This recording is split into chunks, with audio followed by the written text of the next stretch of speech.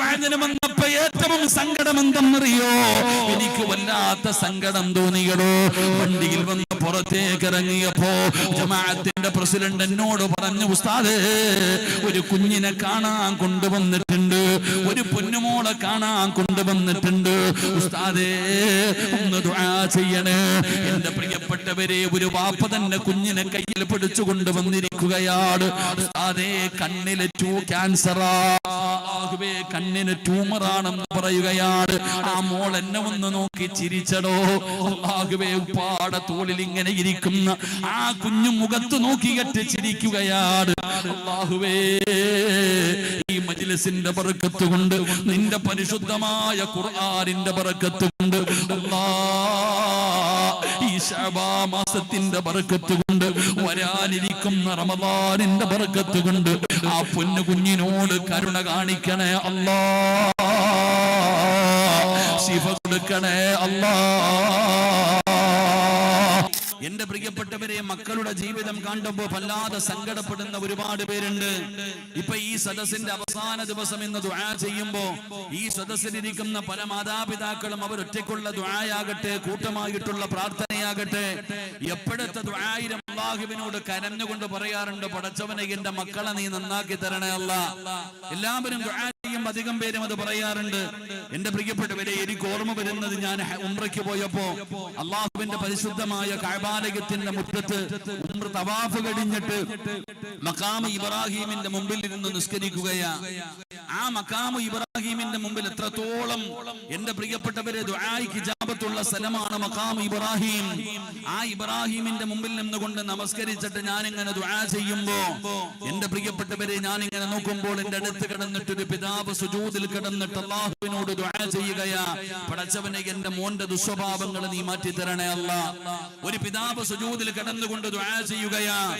ആ പരിശുദ്ധമായ കഅബാലയത്തിന്റെ മുറ്റത്ത് കിടന്നിട്ട് പോലും പടച്ചവനോട് ദുആ ചെയ്യുന്ന, പടച്ചവനെ എന്റെ പൊന്നുമോനെ അവന്റെ ദുസ്വഭാവങ്ങൾ മാറ്റി തരണേ അല്ലാ എന്ന് ദുആ ചെയ്യുന്ന ഒരു പിതാവിനെ ഞാൻ കാണുമ്പോൾ എന്റെ പ്രിയപ്പെട്ടവരെ, എല്ലാവരും അല്ലാഹുവിനോട് ദുആ ചെയ്യുന്നവരാണ്. മക്കള് കാരണം ഒരുപാട് സങ്കടപ്പെടുന്നവരുണ്ടോ. ഉസ്താദേ, ബഹുമാനിക്കുന്നില്ല, സ്നേഹിക്കുന്നില്ല, അവൻ ഉപദ്രവിക്കുകയാണ്, അവൻ നാണം കെടുത്തുകയാണ്, അവന്റെ കോലം കണ്ടോ, അവന്റെ സ്വഭാവം കണ്ടോ, കള്ളും കഞ്ചാവും മയക്കുമരുന്നും മോശമായ കൂട്ടുകെട്ടുമായി നടക്കുന്ന ഒരുപാട് യുവത്വത്തിന്റെ കാലമാണല്ലോ. എല്ലാവരും മാതാപിതാക്കള് മക്കളെ കുറ്റം പറയുകയാണ്. മക്കളെ കുറ്റം പറയുന്ന മാതാപിതാക്കളോട് എന്റെ പ്രിയപ്പെട്ട ഉപ്പയോട് ചോദിക്കട്ടെ, ഉമ്മയോട് ചോദിക്കട്ടെ, അല്ലാഹുവേ, നിങ്ങളുടെ മക്കൾ വഴിപിഴച്ചു പോകാൻ, നിങ്ങളുടെ മക്കളുടെ സ്വഭാവം ഇങ്ങനെയാകാൻ നമ്മളും ചില കാരണക്കാരാണോ. പടച്ചവനെ, നമ്മളും അതിനൊരു കാരണക്കാരാണ്. കുട്ടികളെ മാത്രം കുറ്റപ്പെടുത്തിയിട്ട് കാര്യമില്ല, കുട്ടികളെ മാത്രം കുറ്റം പറഞ്ഞിട്ട് കാര്യമില്ല. അവരിങ്ങനെ തലതിരിഞ്ഞു പോകാൻ നമ്മളും ഒരു കാരണക്കാരാണ്. അതുകൊണ്ട് എന്റെ പ്രിയപ്പെട്ടവരെ, അല്ലാഹുവിന്റെ പരിശുദ്ധമായ ഖുർആൻ 114 സൂറത്തുകൾ, 6600 പരം വരുന്ന ആയത്തുകളുണ്ടല്ലോ. ആ ഖുർആനിൽ അല്ലാഹു സുബ്ഹാനഹു വ തആല ഒരുപാട് ചരിത്രങ്ങൾ പറയുന്നുണ്ടല്ലോ. അല്ലാഹുവിന്റെ ഖുർആൻ പറയാത്തതൊന്നുമില്ലല്ലോ. പടച്ചവനെ, ഈ ദുനിയാവിൽ വേണ്ട കാര്യങ്ങൾ മുഴുവനും അല്ലാഹുവിന്റെ പരിശുദ്ധമായ ഖുർആനിലൂടെ അല്ലാഹു അതിന് പരിഹാരം പറഞ്ഞു തന്നിട്ടുണ്ടല്ലോ. എന്റെ പ്രിയപ്പെട്ടവരെ, ഖുർആനിൽ ഒരുപാട് ചരിത്രങ്ങൾ കാണാം. ഒരുപാട് പ്രവാചകന്മാരുടെ, ഒരുപാട് മുൻഗാമികളുടെ ചരിത്രം അല്ലാഹുവിന്റെ ഖുർആൻ അവിടുന്ന് പരിചയപ്പെടുത്തുമ്പോ ഒരു ചരിത്ര പുസ്തകമല്ല അല്ലാഹുവിന്റെ വിശുദ്ധമായ ഖുർആൻ. എന്തിനാണ് അല്ലാഹു വിശുദ്ധമായ ഖുർആനിൽ ഒരുപാട് ചരിത്രങ്ങൾ പറയുന്നത്? ആ ചരിത്രങ്ങൾ പറഞ്ഞിട്ട് അല്ലാഹു തന്നെ അവിടുന്ന് പറയുന്നു, അഹ്സനുൽ ഖസസ്, ഏറ്റവും മനോഹരമായ ചരിത്രമെന്ന് അല്ലാഹു തന്നെ പരിചയപ്പെടുത്തുന്ന, അല്ലാഹു തന്നെ പറയുന്നു, ഏറ്റവും മനോഹരമായ ഒരു ചരിത്രം അല്ലാഹു പറയുകയാണ്. അല്ലാഹു പറയുന്നു, ഏറ്റവും മനോഹരമായ ചരിത്രമെന്ന് അല്ലാഹു തന്നെ പരിചയപ്പെടുത്തിയ ചരിത്രം ആരുടെ ചരിത്രമെന്നറിയോ? മഹാനായ യാക്കൂബ് നബി അലൈഹിസ്സലാം. അല്ലാഹുവിന്റെ പ്രവാചകനായ യാക്കൂബ് നബി അലൈഹിസ്സലാമിന്റെ ചരിത്രമുണ്ടല്ലോ. വിശുദ്ധമായ ഖുർആനിൽ അല്ലാഹു അവിടുന്ന് പരിചയപ്പെടുത്തുകയാണ്. യാക്കൂബ് നബി ആരാണെന്നറിയോ? യാക്കൂബ് നബിയുടെ ക്വാളിറ്റി എന്തെന്നറിയോ? എന്തുകൊണ്ടാണ് യാക്കൂബ് നബിയെ കുറിച്ച് പരിചയപ്പെടുത്തുന്നതെന്നറിയോ? എന്റെ പ്രിയപ്പെട്ടവരെ, യാക്കൂബ് നബി അലൈഹിസ്സലാമിന്റെ പരമ്പര പോലും, അവിടുത്തെ പരമ്പരകൾ പോലും വല്ലാത്ത മഹത്വമുള്ളതാണ്. പ്രവാചക പരമ്പരയാണ്, പ്രവാചക പരമ്പരയാണ്. യാക്കൂബ് നബി അലൈഹിസ്സലാമിന്റെ പിതാവാരാ? ഇസ്ഹാഖ് നബി അലൈഹിസ്സലാം. യാക്കൂബ് നബിയുടെ പിതാവാണ് ഇസ്ഹാഖ് നബി അലൈഹിസ്സലാം. ഇസ്ഹാഖ് നബിയുടെ പിതാവാരാ? മഹാനായ ഇസ്മായിൽ നബി അലൈഹിസ്സലാം. ഇസ്മായിൽ നബി അലൈഹിസ്സലാമിന്റെ പിതാവാരാ? മഹാനായ ഖലീലുള്ളാഹി ഇബ്രാഹിം നബി അലൈഹിസ്സലാം. ഇബ്രാഹിം നബിയുടെ മകനാണ് ഇസ്മായിൽ നബി. ഇസ്മായിൽ നബിയുടെ മകനാണ് ഇസ്ഹാഖ് നബി. ഇസ്ഹാഖ് നബിയുടെ മകനാണ് യാക്കൂബ് നബി. യാക്കൂബ് നബിയുടെ മകനാണ് യൂസുഫ് നബി അലൈഹിസ്സലാം. ആ പരമ്പരയിലാണ് ദാവൂദ് നബി കടന്നു വരുന്നത്. ആ പരമ്പരയിലാണ് സുലൈമാൻ നബി കടന്നു വരുന്നത്. ആ പരമ്പരയിലാണ് മറിയം ബീവി റളിയല്ലാഹു തആല കടന്നു വരുന്നത്. ആ പരമ്പരയിലാണ് റൂഹുല്ലാഹി ഈസാ നബി അലൈഹിസ്സലാം. ആ പരമ്പരയിലാണ് കടന്നു വരുന്നത്. വല്ലാത്ത ക്വാളിറ്റിയാണ്, കുടുംബപരമായിട്ട് വല്ലാത്ത ക്വാളിറ്റിയാണ്. ഈ പ്രവാചകന്റെ ചരിത്രം അല്ലാഹു പറഞ്ഞു തരികയാണ്. ഈ പ്രവാചകനൊരു പിതാവാണ്. ഈ പ്രവാചകനൊരു പിതാവാണ്. 12 മക്കളെ വളർത്തിയ പാപ്പയാ മഹാനായ യാക്കൂബ് നബി അലൈഹിസ്സലാം. 1ഉം 2ഉം മക്കളെ വളർത്തിയ വാപ്പയല്ല, 12 മക്കളുടെ പിതാവാണ് യാക്കൂബ് നബി അലൈഹിസ്സലാം. ആ യാക്കൂബ് എന്ന് പറയുന്ന പിതാവിനെ കുറിച്ച് പഠിക്കണോ? എങ്ങനെയാണ് തന്റെ മക്കളെ വളർത്തിയതെന്നറിയോ? എങ്ങനെയാണ് ഈ 12 മക്കളെ വളർത്തിയതെന്നറിയോ? വളർത്തേണ്ട രീതിയിൽ വേണം മക്കളെ വളർത്താൻ. എന്റെ പ്രിയപ്പെട്ട മാതാപിതാക്കളോട് പറയുകയാണ്, അള്ളാഹു നൽകിയിരിക്കുന്ന അമാനത്താണ് മക്കളെന്ന് പറയുന്നത്. ആ അമാനത്തിനെ കുറിച്ച് നാളെ അള്ളാഹു വിചാരണ ചെയ്യുമെന്നാണ്. അതുകൊണ്ട് എന്റെ പ്രിയപ്പെട്ടവരോട് പറയുകയാ, യാക്കൂബ് എന്ന് പറയുന്ന പിതാവിനെ കുറിച്ച് നമുക്കൊന്ന് പഠിക്കാം. ആ യാക്കൂബ് നബിയുടെ ചരിത്രം വായിച്ചു നോക്കുമ്പോൾ എനിക്കും നിങ്ങൾക്കും പഠിക്കാൻ കഴിയുന്ന ഒരുപാട് പാഠങ്ങളുണ്ടോ. എങ്ങനെയാണ് മക്കളെ വളർത്തേണ്ടത്, അവരോട് എങ്ങനെയാണ് പെരുമാറേണ്ടത്, എത്രത്തോളം സൂക്ഷ്മത പുലർത്തണമെന്ന് മഹാനായ യാക്കൂബ് നബി അലൈഹിസ്സലാമിന്റെ ചരിത്രം അവിടെ നിന്ന് പഠിപ്പിക്കുകയാ. അതുകൊണ്ട് എന്റെ പ്രിയപ്പെട്ട ഉപ്പമാരെ, എങ്ങനെയാണ് ഒരു പിതാവ് എങ്ങനെയാകണമെന്നറിയോ? ഒരു പിതാവിന് എങ്ങനെയായിരിക്കണം? തന്റെ മക്കളോടുള്ള പെരുമാറ്റം എങ്ങനെയായിരിക്കണം? അല്ലാഹുവിന്റെ വിശുദ്ധമായ ഖുർആൻ ഇവിടെന്ന് പറയുകയാണ്. കൂടുതൽ വിശദീകരിക്കുന്നില്ല. യാക്കൂബ് നബി അലൈഹിസ്സലാമിന്റെ ചരിത്രം എടുത്തു നോക്കുമ്പോ യാക്കൂബ് എന്ന് പറയുന്ന പിതാവുണ്ടല്ലോ, ഇടയ്ക്കിടയ്ക്ക് തന്റെ മക്കളെ വിളിച്ച് ഉപദേശിക്കുമായിരുന്നു. യാക്കൂബ് നബിയുടെ ഒരു പ്രത്യേകത എന്താണ്? ഇടയ്ക്കിടയ്ക്ക് മക്കളെ ഉപദേശിക്കുമായിരുന്നു. അല്ലാഹുവിന്റെ പരിശുദ്ധമായ ഖുർആൻ ഇവിടെന്ന് പറയുകയാണ്, യാക്കൂബ് നബി തന്റെ മക്കൾക്ക് കൊടുത്ത വലിയ ഒരു ഉപദേശം എന്തെന്നറിയോ? വവസ്സാ ബിഹാ ഇബ്രാഹീം ബനീഹി വയാക്കൂബ് യാ ബനിയ ഇന്നല്ലാഹ അസ്തഫാ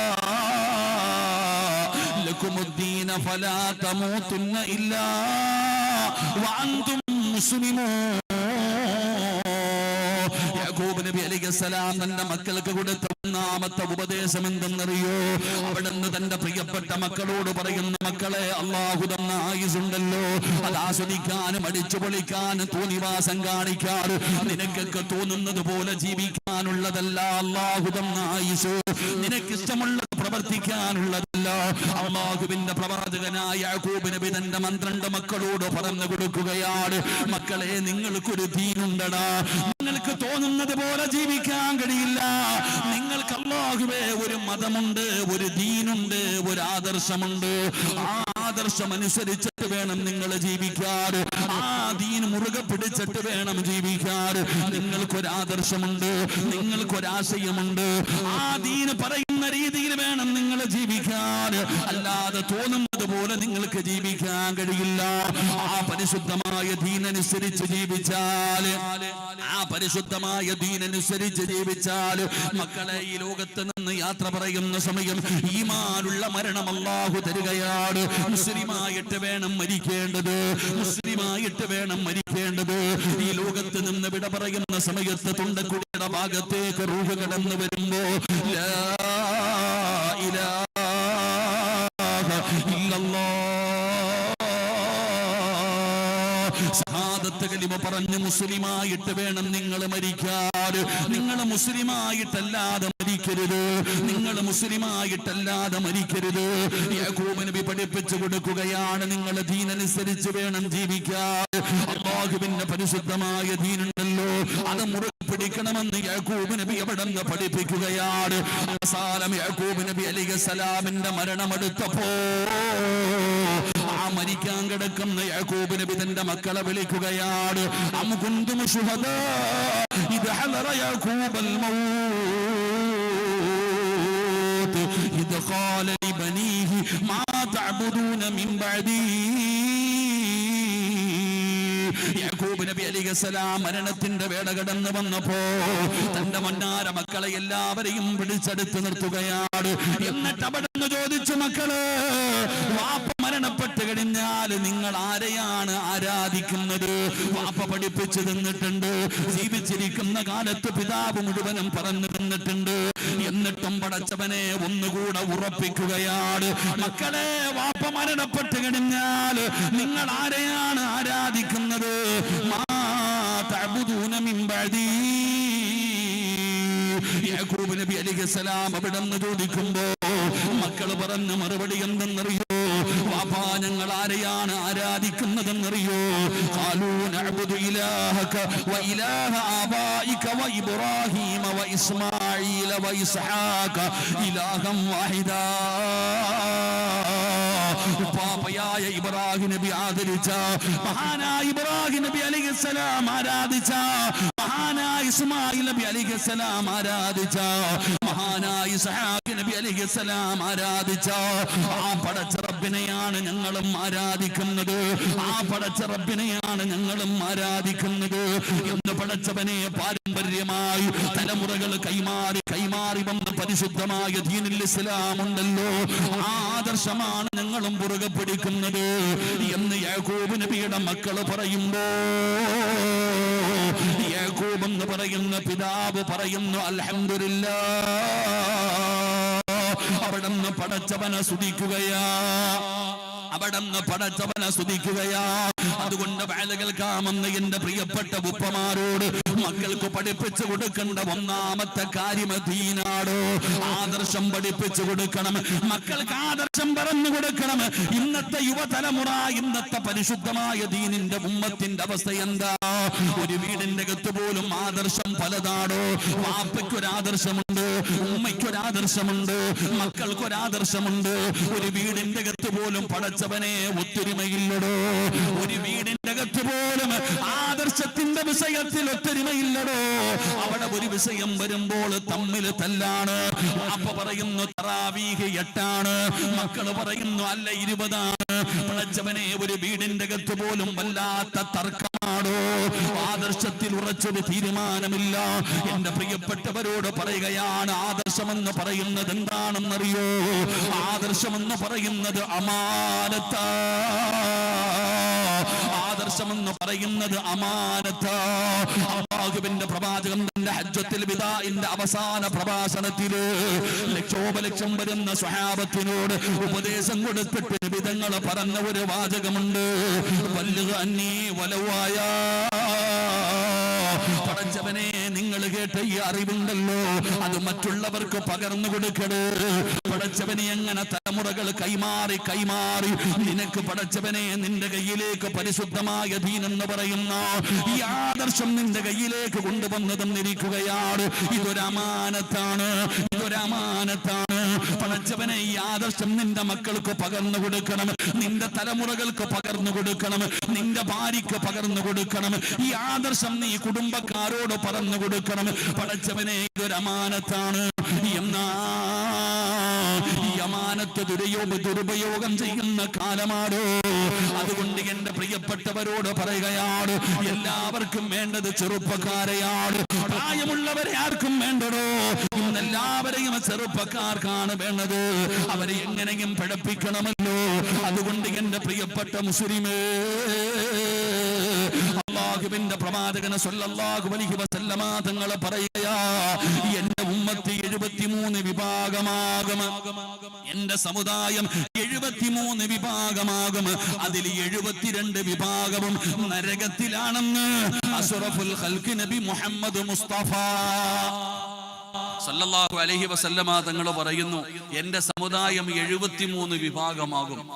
ആ 73 വിഭാഗത്തിൽ ഒരേ ഒരു വിഭാഗം മാത്രം സ്വർഗത്തിൽ പോകും.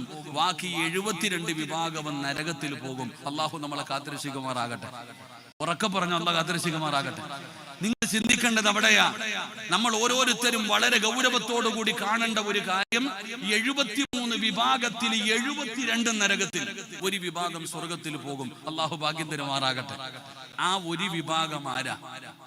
ആ സ്വർഗത്തിൽ പോകുന്ന ഒരു വിഭാഗമാരാ? അത് ആരാണെന്ന് ഈ 72 വിഭാഗത്തോട് ചോദിച്ചാലും ഈ 73 വിഭാഗവും പറയും, ഞങ്ങളാ പോകുന്നത്. ആ സ്വർഗത്തിൽ പോകുന്ന ഒരു വിഭാഗം ഞങ്ങളാ. എടാ, ഒരു ദിവസം 2 വഖത്ത് നിസ്കാരമേ ഉള്ളൂ എന്ന് പറയുന്ന മുസ്ലിം ലോകത്തുണ്ട്. ഒരു ദിവസം 2 വഖത്ത് പ്രഭാതത്തിലും പ്രദോഷത്തിലും മാത്രമേ നിസ്കാരമുള്ളൂ, 5 വഖത്തൊന്നുമില്ല എന്ന് പറയുന്നവനും പറയുന്നത് ഞങ്ങളാണ് ആ ഒരു വിഭാഗം. നമ്മൾ മനസ്സിലാക്കേണ്ടത് അവിടെയാ. എല്ലാവരും പറയുന്നത് ഞങ്ങളാ. എന്റെ പ്രിയപ്പെട്ട സഹോദരങ്ങളെ നിശ്ചയിക്ക്, എന്റെ പ്രിയപ്പെട്ടവരെ, ഒന്നുമില്ല, നിസ്കാരമില്ല, ദുആ ഇല്ല. ഇപ്പൊ നമ്മൾ ചിന്തിക്കണം, എന്ത് വല്ലാത്ത വളർച്ചയാണോ ബിദ്അത്ത്. ആദർശത്തിന്റെ വിഷയത്തിൽ എന്റെ പ്രിയപ്പെട്ടവരെ വല്ലാത്ത ഒരു ദുരന്തമാണ് ഈ ഉമ്മത്ത് നേരിട്ടുകൊണ്ടിരിക്കുന്നത്. അള്ളാഹു നമ്മളെ കാത്തിരക്ഷിക്കുമാറാകട്ടെ. എന്റെ പ്രിയപ്പെട്ട സഹോദരങ്ങളെ, ആദർശം എന്ന് പറയുന്നത് ഇന്ന് എല്ലാരും പറയുന്നത് ഞങ്ങളാ ഞങ്ങളാ ഞങ്ങളാ.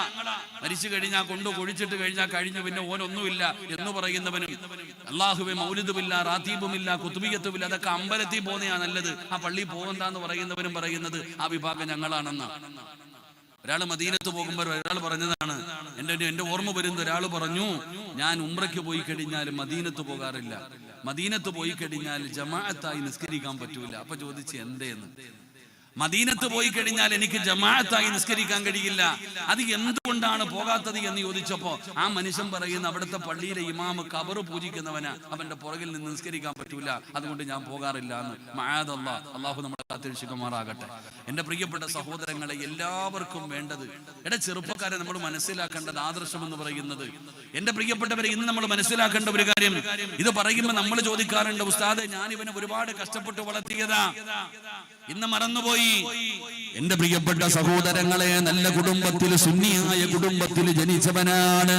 പക്ഷേ അവനൊന്ന് സൗദി അറേബ്യയിൽ പോയിട്ട് തിരിച്ചു വന്നപ്പോ, ഒന്ന് ഗൾഫ് രാഷ്ട്രങ്ങളിലേക്കൊന്ന് കടന്നു പോയിട്ടൊന്ന് തിരിച്ചു വന്നപ്പോ, ഇന്നലെ അവനെ വാപ്പ ചെയ്തതൊക്കെ തെറ്റായിട്ടവന് തോന്നുകയാണ്. അവിടെ 8 റക്അത്തല്ലേ തറാവീഹ്, എന്തിനാ ഇവിടെ 20 റക്അത്ത്? എല്ലാത്തിനും സംശയമാണോ?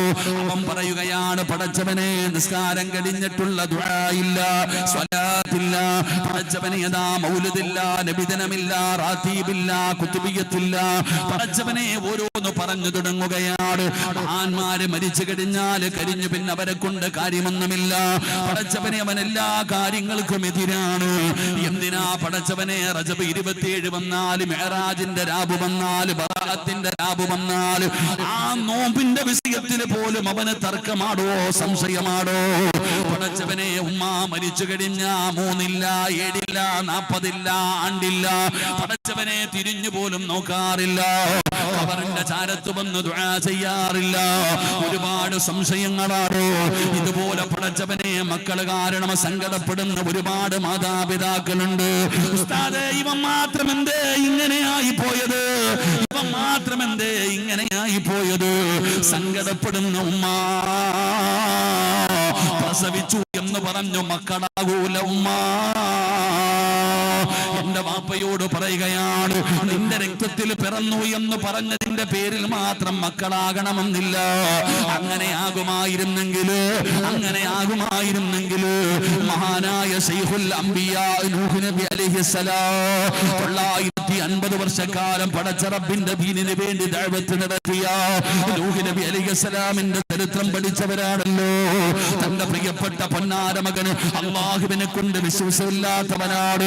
പടച്ചവരെ വാപ്പയുടെ ആദർശത്തിൽ വിശ്വാസമില്ലാത്തവനാണ്. അവസാനം തൂഫാനം പറയുന്ന ജലപ്രളയത്തില് തന്റെ പൊന്നാര മകനുണ്ടല്ലോ, മഹാനായ നൂഹ് നബി അലൈഹിസ്സലാമിന്റെ പ്രിയപ്പെട്ട മകനുണ്ടല്ലോ, അല്ലാഹുവേ കനാൻ എന്ന് പറയുന്ന പൊന്നുമോൻ ജലപ്രളയത്തിൽ കിടന്നു മുങ്ങുകയാണ്. തൂഫാൻ എന്ന് പറയുന്ന വെള്ളപ്രളയത്തിൽ കിടന്ന് മുങ്ങുകയാണ്. തന്റെ പൊന്നാര മകൻ മുങ്ങു മരിക്കാൻ പോകുമ്പോ വാപ്പ വിളിക്കുന്നു, യാ ബുനയ്യ, പാട പൊന്നുമോനെ, ഇത് സാധാരണ മഴയോ വെള്ളപ്പൊക്കമോ അല്ല, ഇത് പടച്ച റബ്ബിന്റെ അദാബാ. ഉപ്പയുടെ ആദർശം മുറുകെ പിടിച്ച് വാപ്പാടെ കൂടെ കപ്പലിൽ കേറാൻ തന്റെ പ്രിയപ്പെട്ട പൊന്നാര മകനെ വിളിക്കുമ്പോ മഹാനായ നൂഹ് നബി അലൈഹിസ്സലാമിന്റെ മകൻ അവിടെന്ന് പറയുന്നു, വാപ്പാ ഞാൻ ആദർശത്തിലില്ല, ഞാനാണെങ്കിൽ ആ കാണുന്ന പർവ്വതത്തിന്റെ മുകൾ തട്ടിൽ കയറിയിട്ട് ഞാൻ അവിടെ രക്ഷപ്പെടുമെന്ന് തന്റെ പൊന്നാര മകൻ അവിടെന്ന് പറയുമ്പോ എന്റെ പ്രിയപ്പെട്ടവരെ, അവസാനം തന്റെ പൊന്നാര മകന് കണ്ണിന്റെ മുമ്പിൽ കിടന്ന് മുങ്ങിച്ചാകുകയാണ്, വെള്ളത്തിൽ കിടന്ന് മുങ്ങുകയാണ്. ആ സമയത്ത് മഹാനായ നൂഹ് നബി അലൈഹിസ്സലാം അവിടെന്ന് വിളിക്കുന്നു, വനാദാ നൂഹു റബ്ബഹു ഫഖാല റബ്ബി ഇന്നി. അല്ലാഹുവിനോട് ഈ മഹാനായ നൂഹ് നബി ചോദിക്കുകയാണ്, പടച്ച റബ്ബേ, എന്റെ അഹ്ലിനെ, എന്റെ കുടുംബത്തെ നീ സംരക്ഷിക്കുമെന്ന് പറഞ്ഞിട്ടുണ്ടല്ലോ അല്ലാ. എന്റെ കുടുംബത്തിന് സംരക്ഷണം തരുമെന്ന് നീ പറഞ്ഞിട്ടുണ്ടല്ലോ പടച്ചവന്. ഈ മുങ്ങിച്ചാകുന്നത് എന്റെ മോനാണ് പടച്ചവന്, ഈ മുങ്ങിച്ചാകുന്നത് എന്റെ മോനാണ് പടച്ചവന്. മഹാനായ നൂഹ് നബിയുടെ രക്തത്തിൽ പിറന്ന മകനാണ് കനാൻ. ആ കനാൻ എന്ന് പറയുന്ന മകന് വെള്ളത്തിൽ കിടന്ന് മുങ്ങിച്ചാകുമ്പോ അല്ലാഹുവിനോട് നൂഹ് നബി അലൈഹിസ്സലാം ചോദിക്കാൻ പാടില്ലാത്ത ഒരു ചോദ്യം സങ്കടത്തോടെ ചോദിച്ചപ്പോ അല്ലാഹു പറഞ്ഞ മറുപടി അറിയുമോ വാപ്പാ? വിട്ടേക്ക് നൂഹേ, വിട്ടേക്ക് നൂഹേ, വലൈസ മിൻ അഹ്ലി, അവൻ നിന്റെ കുടുംബക്കാരനല്ല, അവൻ നിന്റെ ആദർശത്തിലല്ല, അവൻ നിന്റെ ആദർശത്തിലല്ല. നൂഹേ, അവനെ വിട്ടേക്കാർ. അല്ലാഹു സുബ്ഹാനഹു വ തആല പരിശുദ്ധമായ ഖുർആനിലൂടെ പറയുമ്പോ ഈ കാലഘട്ടത്തിൽ ജീവിക്കുന്ന എന്റെ ചെറുപ്പക്കാരോട് പറയുകയാ, മക്കളെ അറിവ് പഠിക്കണം. അല്ലാഹുവേ, എവിടെ നിന്നാണ്? എടാ, ഗൂഗിളിൽ നിന്നല്ല, യൂട്യൂബിൽ നിന്നല്ല, പുസ്തകങ്ങളിൽ നിന്നല്ല, ആരെങ്കിലും ഏതെങ്കിലും ഒരുത്തം പറയുന്ന പ്രഭാഷണത്തിൽ നിന്നല്ല. പടച്ചവനെ, ഇൽമു പഠിക്കേണ്ടത് ആലിമീങ്ങളുടെ ചാരത്ത് നിന്നാ. ഇൽമു പഠിക്കേണ്ടത് ആദർശം വേറെയായി പോയാ പറഞ്ഞിട്ട് കാര്യമില്ല. നൂഹ് നബി അലൈഹിസ്സലാം അള്ളാഹിനോട് ചോദിക്കുന്നു, ഈ മുങ്ങിച്ചാകുന്നത് എന്റെ മോനാ അല്ലാ, എന്റെ അഹില അല്ലാ, നീ അല്ലേ പറഞ്ഞ എന്റെ കുടുംബക്കാരെ മുഴുവനും സംരക്ഷിക്കുമെന്ന്. നൂഹേ, അവനെ വിട്ടേക്ക്, അവൻ നിന്റെ ആദർശമല്ല, അവൻ നിന്റെ കുടുംബമല്ല. അള്ളാഹു നമ്മളെ കാത്തുരക്ഷിക്കുമാറാകട്ടെ. എന്റെ പ്രിയപ്പെട്ട സഹോദരങ്ങളെ, മക്കളെ വളർത്തേണ്ട രീതിയിൽ വളർത്തണം, സുന്നികളായിട്ട് വളർത്തണം. ആ 73 വിഭാഗത്തിൽ സ്വർഗത്തിൽ പോകുന്ന ഒരേ ഒരു വിഭാഗം അത് അഹ്ലു സുന്നത്തി വൽ ജമാഅ. നമ്മളൊക്കെ ആ സുന്നികളാ. അള്ളാഹു നമുക്ക് ഭാഗ്യം തരുമാറാകട്ടെ, അള്ളാഹു ഭാഗ്യം തരുമാറാകട്ടെ. ഇനി ആരെന്തൊക്കെ പറഞ്ഞാലും, എന്ത് കളിയാക്കിയാലും, എന്ത് പറഞ്ഞാലും എന്റെ പൊന്നുമക്കളെ പറയേണ്ടവൻ പറഞ്ഞുകൊണ്ടിരിക്കും. നമുക്കൊരു മാറ്റവും ഇല്ല. നമുക്ക് എന്ത് സംഭവിച്ചാലും ആദർശത്തിൽ തല പോകേണ്ട വന്നാലും ആദർശത്തിൽ ഒരിക്കലും വെള്ളം ചേർക്കരുത്. എന്റെ പ്രിയപ്പെട്ട ചെറുപ്പക്കാരോട് പറയുന്നു, നിങ്ങൾ ചോദിക്കും, ഉസ്താദേ ഇതൊക്കെ ശരിയല്ലേ, ഇതൊക്കെ ശരിയല്ലേ?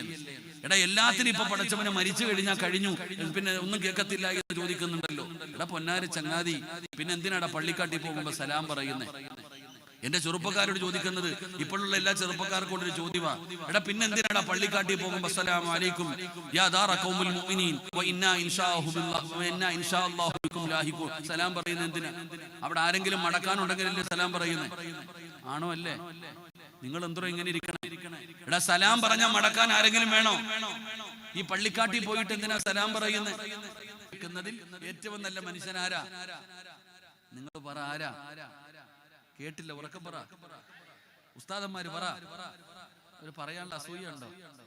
ആകാശത്തിന്റെ കീഴിൽ നടക്കുന്നതിൽ ഏറ്റവും നല്ല മനുഷ്യനാരാ? ഉറക്കം പറ. ഉസ്താദന്മാര് ഉറക്കം പറയടോ. ഏറ്റവും നല്ല മനുഷ്യനാരാ? ഉസ്താദന്മാര്. അള്ളാഹു ഞങ്ങളെയൊക്കെ ആ കൂട്ടത്തിൽ പെടുത്തുമാറാകട്ടെ. അള്ളാഹു ആ കൂട്ടത്തിൽ ഞങ്ങളെ പെടുത്തുമാറാകട്ടെ. ഏറ്റവും തലതിരിഞ്ഞവനാരാ? ഏറ്റവും തലതിരിഞ്ഞതാരാ? അത് ഉസ്താദ് തന്നെയാണ്. അള്ളാഹു കാത്തിരിക്കുമാറാകട്ടെ. എടാ, അത് മനസ്സിലാക്കേണ്ടത്. നീ വിചാരിക്കും ഒരു പച്ച ഷാൾ ഇട്ട് കഴിഞ്ഞാൽ തങ്ങളാവോ? മനസ്സിലാക്കേണ്ടത് എവിടെയാ? തഴമ്പുണ്ടെന്നോ താടിയുണ്ടെന്ന് പറഞ്ഞിട്ടൊന്നുമില്ല. ഏറ്റവും നല്ലവനും ആലിമ, ഏറ്റവും തലതിരിഞ്ഞവനും ആലിമ. അതുകൊണ്ടാ പേടിക്കേണ്ടത്. കട ഉദ്ഘാടനം ചെയ്യാൻ ആരെ വിളിക്കും? ഉസ്താദിനെ വിളിക്കും. വീട് പാല് കാച്ചാൻ ആരെ വിളിക്കും? ഉസ്താദിനെ വിളിക്കും. എന്ത് കാര്യം ഉദ്ഘാടനം ചെയ്യാനും കുറ്റിയടിക്കാനും എല്ലാ ഉസ്താദന്മാരെയല്ലേ വിളിക്കുന്നത്? അങ്ങനല്ലേ വിളിക്കണേ? ആണോ? അല്ലേ? നരകത്തെ കത്തിക്കാൻ വേണ്ടി അള്ളാഹു ഉദ്ഘാടനം ചെയ്യാൻ വേണ്ടി എടുത്തു വെക്കുന്ന വ്യക്തികളിൽ ആദ്യത്തെ വ്യക്തി അതും ഉസ്താദ് തന്നെയാണ്. അള്ളാഹു കാത്തിരിക്കുമാറാകട്ടെ. നരകം കത്തിക്കാൻ വേണ്ടി ഉദ്ഘാടനം ചെയ്യുന്ന ആരുടെ ശരീരം വെച്ചിട്ടാ? അതും ആലിമാടോ. അതുകൊണ്ട് താടിയും തഴമ്പും കണ്ട് വീണു പോകണ്ട. അതുകൊണ്ട് ഭിത്തി കൊണ്ടിട്ട് പായി കൊണ്ടിട്ട് 4 വരച്ച തഴമ്പൊക്കെ വരും. അതിലൊന്നും കാര്യമില്ല. അതൊന്നും നോക്കിയിട്ട് വീഴണ്ട. എന്റെ പ്രിയപ്പെട്ട സഹോദര, നമ്മൾ പറയുകയാ ആദർശമാണ് വേണ്ടത്. അല്ലാഹുവിന്റെ പ്രവാചകൻ സല്ലല്ലാഹു അലൈഹി വസല്ലമ തങ്ങള്, അത് കഴിഞ്ഞ ഖുലഫാഉർ റാഷിദീന സ്വഹാബത്ത്, പടച്ചവനെ സ്വഹാബത്ത് കഴിഞ്ഞു, താബീങ്ങള്, തബഉ താബീങ്ങള്, ഇമാമുമാര്, പടച്ചവനെ പാരമ്പര്യമായി ഇങ്ങനെ കടന്നു വരികയാണ്. 4 മദ്ഹബുകൾ ഉണ്ട്. ആ മദ്ഹബുകളിൽ ഏതെങ്കിലും ഒരു മദ്ഹബിനെ നീ അംഗീകരിക്കണം ചെറുപ്പക്കാരാ. അല്ലാതെ കൊരങ്ങൻ ചാടുന്നത് പോലെ 4ലും ചാടിയിട്ട് കാര്യമില്ല.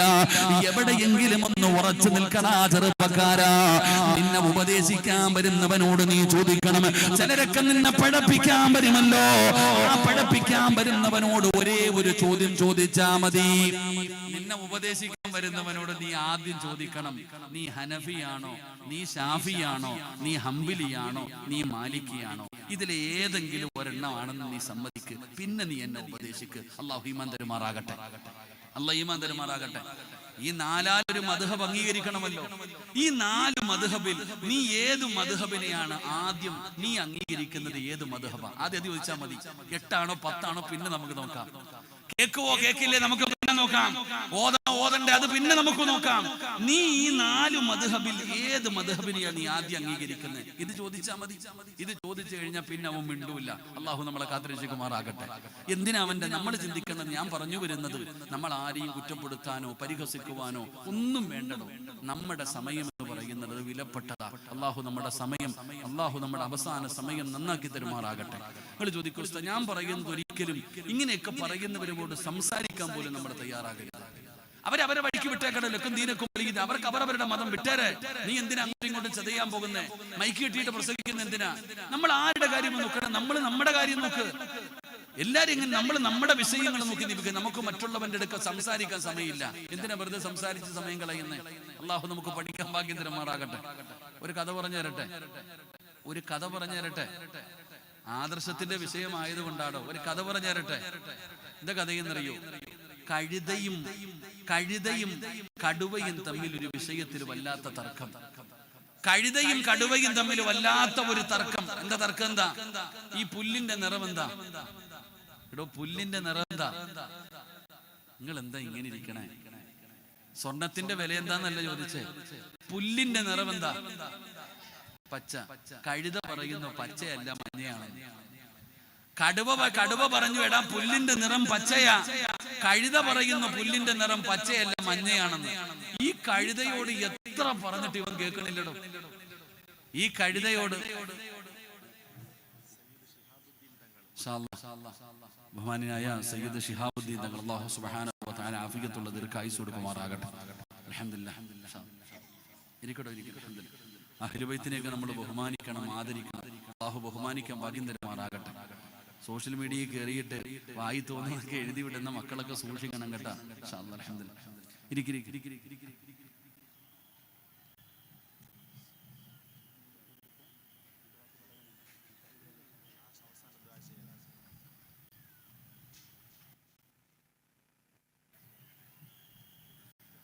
വെള്ളം കണ്ടാ തയമം മുറിയുമെന്ന ദുആ ചെയ്യാനുള്ള തങ്ങൾ വന്നു. വെള്ളം കണ്ടാൽ അറിയില്ല. എന്തായാലും കുറച്ചു നേരം തങ്ങൾ എന്റെ പ്രിയപ്പെട്ട സഹോദരങ്ങളെ, കഴുത പറയുന്നു പുല്ലിന്റെ നിറം മഞ്ഞയാണെന്ന്, കടുവ പറഞ്ഞു പച്ച. എത്ര പറഞ്ഞിട്ട് ഈ കഴുത കേൾക്കണില്ല. അവസാനം കടുവയ്ക്ക് ദേഷ്യം വന്നു, കഴുതയ്ക്ക് കൊടുത്തു 3-4 പടലിക്ക്. കഴുതയെ കടുവ തല്ലി. അവസാനം കഴുത കരഞ്ഞുകൊണ്ട് സിംഹരാജാവിന്റെ മുമ്പിലേക്ക് ചെന്നു. കാട്ടിലെ രാജാവാണ് സിംഹം. സിംഹത്തിന്റെ മുമ്പിൽ ചെന്നിട്ട് പറഞ്ഞു, കഴുത കരഞ്ഞുകൊണ്ട് പറഞ്ഞു, ഈ കടുവ എന്നെ തല്ലിയെന്ന്. അപ്പൊ ചോദിച്ചു, എന്താ വിഷയമെന്ന്. അപ്പൊ കടുവ പറഞ്ഞു, എന്റെ പൊന്നാര രാജാവേ, പുല്ലിന്റെ നിറം പച്ചയല്ലേ, ഈ കഴുത പറയാ മഞ്ഞയാണെന്ന്. ഇവനെ എത്ര പറഞ്ഞിട്ട് ഇവൻ കേൾക്കണില്ല, ഞാൻ അതുകൊണ്ടാ തല്ലിയെ. അങ്ങനെ രണ്ടുപേരും പറയാനുള്ള കാര്യമെല്ലാം കേട്ട് കഴിഞ്ഞപ്പോ രാജാവിന്റെ വിധി വന്നു, കടുവയ്ക്ക് 10 തല്ല് കൊടുക്കാൻ. കടുവയ്ക്ക് തല്ല് കൊടുക്കാൻ. അപ്പൊ കടുവ രാജാവിനോട് ചോദിച്ചു, പുല്ലിന്റെ നിറം പച്ചയല്ലേ, ഇവനെയല്ലേ തല്ലണ്ടേ, എന്നെ എന്തിനാ തല്ലണേന്ന്. കടുവ ചോദിച്ചു രാജാവിനോട്, കഴുതയെ തല്ലണ്ടതിന് പകരം എന്നെ എന്തിനാ തല്ലുന്നേ. ആ സമയത്ത് സിംഹരാജാവ് പറഞ്ഞു, ലോകത്തുള്ള എല്ലാവർക്കും അറിയാം പുല്ലിന്റെ നിറം പച്ചയാണെന്ന്. ഈ കഴുത മഞ്ഞയാന്ന് പറഞ്ഞപ്പോ നീ എന്തിനാ ഇവന്റെ അടുത്ത് സംസാരിച്ചേ? നീ എന്തിനാ ഇവന്റെ അടുക്ക സംസാരിക്കാൻ പോയെ? നിന്റെ വിലപ്പെട്ട സമയം നീ എന്തിനാ പാഴാക്കിയ? അതുകൊണ്ടാണ് നിനക്ക് 10 തല്ല്. അള്ളാഹു നമ്മളെ കാത്തുരക്ഷിക്കുമാറാകട്ടെ. തിരിയേണ്ടവൻ ഇതിനകത്ത് പലതും തിരിയും, മനസ്സിലാക്കേണ്ടവന് പലതും മനസ്സിലാക്കാൻ കഴിയും. അതുകൊണ്ട് എന്റെ പ്രിയപ്പെട്ടവരോട് പറയുകയാണ്, എന്റെ പ്രിയപ്പെട്ട സഹോദര, ഇടയ്ക്കിടയ്ക്ക് മക്കൾക്ക് ആദർശം പഠിപ്പിച്ചു കൊടുക്ക്. എന്റെ പ്രിയപ്പെട്ടവരോട് പറയുകയാണ്, പാരമ്പര്യമായി കൈമാറി വന്ന അമാനത്ത് എന്ന് പറയുന്ന ആദർശമുണ്ടല്ലോ, അതിനെക്കുറിച്ച് നിന്റെ മക്കളോട് പറഞ്ഞു കൊടുക്ക്, പഠിപ്പിച്ചു കൊടുക്ക്. ഇല്ലെങ്കിൽ തലതിരിഞ്ഞു പോകും സഹോദര. അവസാനം പടച്ചവനെ നിനക്കൊരു ദുആ ഇല്ല, ഒന്നുമില്ല. പള്ളിക്കാട്ടിലെ പറമ്പിനകത്ത് കൊണ്ടുപോയി നിന്നെ കുടിച്ചിട്ട് തിരിഞ്ഞു നോക്കാത്ത മക്കളാവുകയോ. അതുകൊണ്ട് എന്റെ പ്രിയപ്പെട്ടവര്, മഹാനായ യാക്കൂബ് നബി അലൈഹിസ്സലാം തന്റെ പ്രിയപ്പെട്ട പൊന്നാര മക്കൾക്ക് പഠിപ്പിച്ചു കൊടുത്തത് ഒന്ന് ദീനായിരുന്നു, അവിടുന്ന് ആദർശമായിരുന്നു, അവിടുന്ന് തന്റെ മക്കൾക്ക് പഠിപ്പിച്ചു കൊടുക്കുകയാണ്. പഠിച്ചവനെ വിശദീകരിക്കുന്നില്ല. രണ്ടാമത് പഠിക്കേണ്ട പാഠമെന്താ? ഒരു വാപ്പ പഠിക്കേണ്ട രണ്ടാമത്തെ പാഠം എന്തെന്നറിയോ? യാക്കൂബ് നബി അലൈഹിസ്സലാമിന്റെ 11ാമത്തെ മകനാണ് യൂസുഫ്. പഠിച്ചവനെ ആദ്യത്തെ വിവാഹത്തിൽ 10 മക്കളുണ്ട്. രണ്ടാമത്തെ ഭാര്യയിലാണ് പഠിച്ചവനെ യൂസുഫ് നബി ഉള്ളത്. ആ 11ാമത്തെ മകനുണ്ടല്ലോ, ചെറിയ പയ്യനാണ്, ചെറിയ പയ്യനാണ്. യൂസുഫ് എന്ന് പറയുന്ന ചെറിയ മകനുണ്ടല്ലോ, ഒരു ദിവസം വെളുപ്പാങ്കാലത്ത് നേരം വെളുത്ത് കഴിഞ്ഞപ്പോ വാപ്പാടെ ചാരത്ത് കടന്നു പോവുകയാ, വാപ്പാടെ ചാരത്ത് കടന്നു പോവുകയാ. എന്നിട്ട് യൂസുഫ് എന്ന് പറയുന്ന മകന് വാപ്പയോട് പറയുകയാ, ഇത് ഖാല യൂസുഫ് ലി അബീഹി യാ അബത്തി ഇന്നി رأيت 11 كوكبا والشمس والقمر والشمس والقمر رأيتهم لي ساجدين. ആ 11ാമത്തെ മകൻ ഒരു ദിവസം നേരം വെളുത്തപ്പോ വാപ്പാടെ ചാരത്ത് നിന്നിട്ട് പറയുന്നു, വാപ്പാ എനിക്കൊരു കഥ പറയാനുണ്ട് വാപ്പാ, എനിക്ക് എന്റെ ഉപ്പയോടൊരു കാര്യം പറയണം. യാക്കൂബ് എന്ന് പറയുന്ന തിരക്കുള്ള പാപ്പയുണ്ടല്ലോ, പൊന്നാര മകനോട് ചോദിക്കുന്നു, എന്തേ മോനെ പറയാനുള്ളത്? ഇന്നലെ രാത്രി ഞാനൊരു സ്വപ്നം കണ്ടു വാപ്പാ. എന്റെ പ്രിയപ്പെട്ടവര്, മക്കളെ കെയർ ചെയ്യാൻ പഠിക്കണം വാപ്പമാര്. യാക്കൂബ് എന്ന് പറയുന്ന പ്രവാചകനാണ്, ഒരു ഉമ്മത്തിന്റെ കാര്യങ്ങൾ നോക്കേണ്ട പ്രവാചകനാണ്. മുകളിൽ 10 മക്കളുണ്ട്. ഒരുപാട് തിരക്കുകൾ പിടിച്ച യാക്കൂബ് എന്ന് പറയുന്ന പിതാവുണ്ടല്ലോ, തന്റെ മകന് രാത്രിയിൽ കണ്ട ഒരു സ്വപ്നമാണ് വാപ്പയോട് പറയുന്നത്. വാപ്പയ്ക്കത് കേൾക്കാൻ സമയമുണ്ടായിരുന്നു, അത് കേൾക്കാൻ സമയമുണ്ടായിരുന്നു. തന്റെ പൊന്നാര മകനെ പിടിച്ചടുത്തിരുത്തിയിട്ട് യാക്കൂബ് നബി ചിരിച്ചുകൊണ്ട് ചോദിക്കുന്നു, മോൻ കണ്ട സ്വപ്നം എന്താ? വാപ്പാ, സൂര്യനും ചന്ദ്രനുമല്ല, എനിക്ക് സുജൂദ് ചെയ്യുന്നതായിട്ട് ഞാൻ സ്വപ്നം കണ്ടു എന്ന് പറയുമ്പോ യാക്കൂബ് നബി എന്ന് ചിരിക്കുകയാ. കാമന്നിരിക്കുന്ന മക്കളുള്ള വാപ്പമാരെ, മക്കളോട് സ്നേഹമുണ്ടാകണം വാപ്പാ, മക്കളോട് സ്നേഹമുണ്ടാകണം വാപ്പാ. മക്കൾ മക്കൾക്ക് പറയാനുള്ളത് കേൾക്കാനുള്ള മനസ്സുണ്ടാകണം പാപ്പാ. ഇന്ന് ജീവിക്കുന്ന ഉപ്പമാർക്ക് തിരക്കാടോ. മക്കളുടെ ഏറ്റവും വലിയ പരാതി തിന്നാൻ കിട്ടുന്നല്ല, അവർക്ക് ധരിക്കാനില്ലെന്നല്ല. എന്റെ വാപ്പ എന്നോട് സംസാരിക്കാറില്ല, എന്റെ വാപ്പ എന്നോട് സംസാരിക്കാറില്ല. സ്വന്തം മക്കളെ കാണുമ്പോ ഹിറ്റ്ലറിനെ പോലെ പെരുമാറുന്ന വാപ്പമാരുണ്ടോ. ആൺകുട്ടികളോട് സംസാരിക്കാറില്ല. സംസാരിക്കണം വാപ്പ. മക്കള് വഴിപിഴച്ചു പോകാനുള്ള കാരണം നീയാ വാപ്പ. മോശമായ കൂട്ടുകെട്ടുകളിൽ നിന്റെ മക്കള് പോയി പെടാനുള്ള കാരണം അതാണ്. നിനക്ക് സമയമില്ല മക്കള് പറയുന്നത് കേൾക്കാൻ, മക്കളുടെ പ്രയാസം എന്താണെന്ന് കേൾക്കാൻ. പ്രായപൂർത്തിയായ മകന്റെ തോളിലൊന്ന് കൈയിട്ടിട്ട് നിന്നെക്കാലും വളർന്നില്ലേ വാപ്പാ, നിന്നെക്കാലും വളർന്നില്ലേ വാപ്പാ, അവന്റെ ചുമലിലൊന്ന് കൈയിട്ടിട്ട് എന്തേടാ മോനെ നിന്റെ പ്രശ്നമെന്ന് ചോദിച്ചാൽ എന്റെ മോന്റെ പ്രശ്നം എന്താണ്, എന്റെ മോന്റെ സങ്കടം എന്താണ്, ഒരു വാക്കു മതിയടോ, ഒരു ചോദ്യം മതിയടോ. അവന്റെ മനസ്സൊന്ന് അവന്റെ മനസ്സൊന്ന് തണുക്കാറ്. അല്ലാഹുവേ ഇന്ന് സ്നേഹിക്കാൻ സമയമില്ല. എല്ലാവരും ദുനിയാവ് വെട്ടിപ്പിടിക്കാനുള്ള പരക്കം പാച്ചിലാണ്. ഉപ്പയ്ക്ക് തന്നെ മക്കളോട് സംസാരിക്കാൻ സമയമില്ല. അവനെ കണ്ടാ ചിരിക്കൂല, അവനോട് ഭക്ഷണം കഴിച്ചോ എന്ന് ചോദിക്കാറില്ല, സുഖവിവരങ്ങൾ അന്വേഷിക്കാനില്ല, അവന്റെ സങ്കടങ്ങൾ കേൾക്കാൻ സമയമില്ല. 12 മക്കളുടെ വാപ്പയായ യാക്കൂബ് നബി അലൈഹിസ്സലാം പ്രവാചകനായിരുന്നു. എന്നിട്ടും തന്റെ മകൻ പറയുന്നത് രാത്രിയിൽ കണ്ട ഒരു സ്വപ്നമാണ്. ആ സ്വപ്നത്തെ കുറിച്ചാണ് പറഞ്ഞു കൊടുക്കുന്നത്. അതുകൊണ്ട് എന്റെ പ്രിയപ്പെട്ടവരോട് പറയുകയാണ്, മക്കളെ ചേർത്ത് പിടിക്കണേ വാപ്പമാരെ, മക്കളുടെ സങ്കടങ്ങൾ അറിയണേ വാപ്പമാരെ. യാക്കൂബ് നബി അലൈഹിസ്സലാം അങ്ങനെയായിരുന്നു. മക്കളുമായിട്ട് വല്ലാത്ത ബന്ധമായിരുന്നു. തന്റെ പൊന്നാര മകൻ വന്നിട്ട് വാപ്പയോട് സ്വപ്നം കണ്ടെന്ന് പറഞ്ഞപ്പോ പറഞ്ഞു കൊടുത്ത മറുപടി എന്താ, പറഞ്ഞു കൊടുത്ത മറുപടി എന്താ? പഠിക്കണേ വാപ്പാ, പഠിക്കണേ പെങ്ങള്. സ്റ്റാറ്റസിന്റെ കാലമാണല്ലോ, നാട്ടുകാരെ മുഴുവനും അറിയിക്കുന്ന കാലമാണല്ലോ. പഠിച്ചവനെ എനിക്ക് മംഗലാപുരത്ത് ഷോപ്പുണ്ട്, ബാംഗ്ലൂരിൽ ഷോപ്പുണ്ട്, ദുബൈയിൽ ഷോപ്പുണ്ട്. ഓരോ മാസവും ലക്ഷക്കണക്കിന് വരുമാനമുണ്ട്. നാട്ടുകാരോട് പറഞ്ഞു നടക്കുന്ന വാപ്പാ. യാക്കൂബ് നബിയുടെ പൊന്നാര മകനായ യൂസുഫ് പാതിരാത്രിയിൽ കണ്ട ഒരു സ്വപ്നം പറഞ്ഞപ്പോ വാപ്പയ്ക്ക് മനസ്സിലായി തന്റെ മകൻ സാധാരണ ഒരു മകനല്ലെന്ന്. യാക്കൂബ് നബി കൊടുത്ത മറുപടി എന്തെന്നറിയോ? ഖാലയാ ബുനയ്യ ലാ തഖ്സുസ് റുയാക അലാ ഇഖ്വതിക ഫയകീദു ലക കൈദാ ഇന്ന ശൈത്വാന ലിൽ ഇൻസാനി അദുവ്വുൻ മുബീൻ. യാക്കൂബ് എന്ന് പറയുന്ന പിതാവ് പറഞ്ഞു കൊടുത്ത കാര്യം അറിയണം സഹോദരാ. എന്തിനാണോ എല്ലാം എല്ലാവരോടും പറയുന്നത്? എന്തിനാണ്? നിനക്ക് അല്ലാഹു തന്ന നിഅമത്തിനെ കുറിച്ച് പറഞ്ഞുകൊണ്ട് നടക്കുന്നത് എന്തിനാണ്? യാക്കൂബ് നബി തന്റെ മകനോട് പറയുകയാണ്, നാട്ടുകാരോട് പറയരുത്, കുടുംബക്കാരോട് പറയരുത്, കൂട്ടുകാരോട് പറയരുത്, അയൽവാസികളോട് പറയരുത് എന്നല്ല പറഞ്ഞത്, എന്നല്ല പറഞ്ഞത്. യാക്കൂബ് നബി പറഞ്ഞു, മോനെ നീ നിന്റെ ഇക്കാമാരോട് പറയല്ലേ, നീ നിന്റെ കൂടപ്പറപ്പിനോട് പോലും പറയല്ലേ.